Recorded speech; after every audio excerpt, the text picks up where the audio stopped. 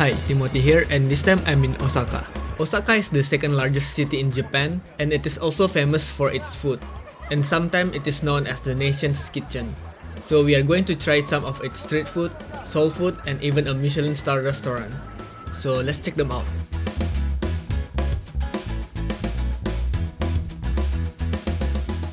The first food we are going to try is an okonomiyaki.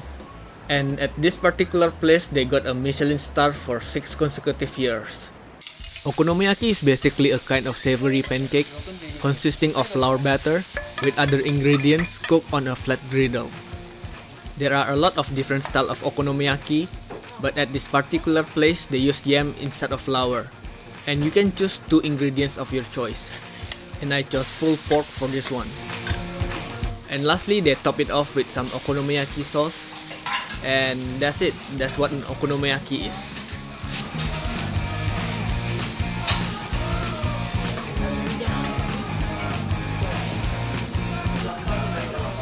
Let's try it out. It's really good. The sauce is slightly sweet and salty, and the mayonnaise complements really well. The pork belly is quite fatty and crispy. As for the pork loin, it's quite tender and smoky. While I'm there, I also ordered a yakisoba, which is basically a fried noodle. Because why not? That's a pretty good yakisoba. The noodle is pretty thick, but I can still taste all of the spices. It is really flavorful and not that spicy. That was quite filling. But while I'm still around the area, let's grab a dessert that's only available here in Osaka. A Jiggly Cheesecake. The reasons I want to try it because first, it is a cheesecake, second, it jiggles, and lastly, they put raisin in the cheesecake.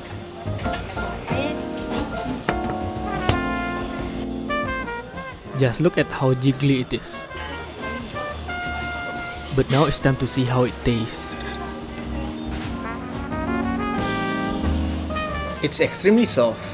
It is also very light and airy, but I can't really taste the cheese. Instead, it tastes very eggy. I think that's the reason they put raisin in it, to balance out the eggy flavor. But overall, it is pretty good.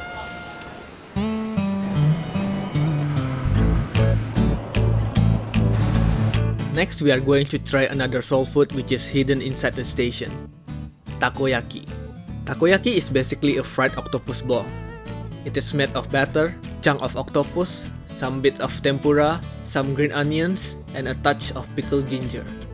Once all of the ingredients are in, the cook will slowly turn it one by one until they turn into a ball shape.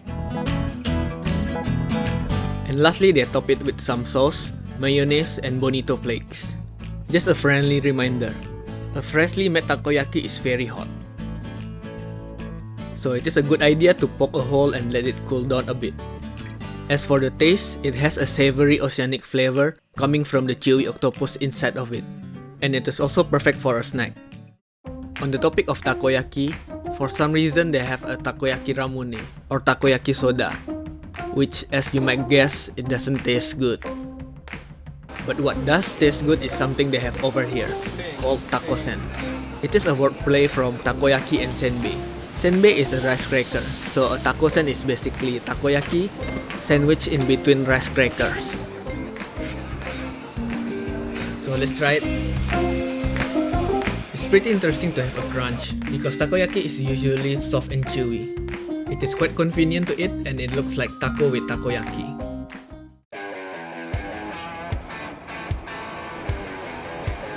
The last food we are going to try is kushikatsu. Kushikatsu is a deep fried skewer served with a dipping sauce. And it can be anything from beef, fish, vegetables, and even sweets. Some of them, like this beef skewer, is fine. It tastes like your average deep fried food. And some of them are really good, like this butter corn, which is super buttery.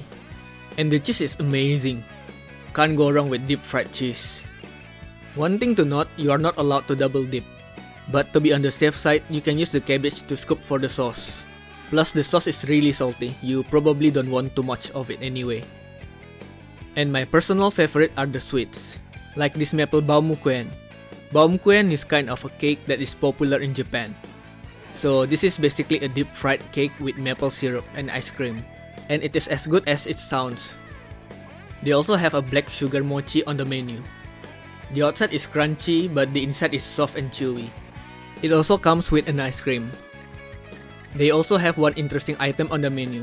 Leave a comment if you can find what it is. So that concludes the quick Osaka trip. I will put all the places I visited in the description box below. As always, thank you so much for watching, and I'll see you next time.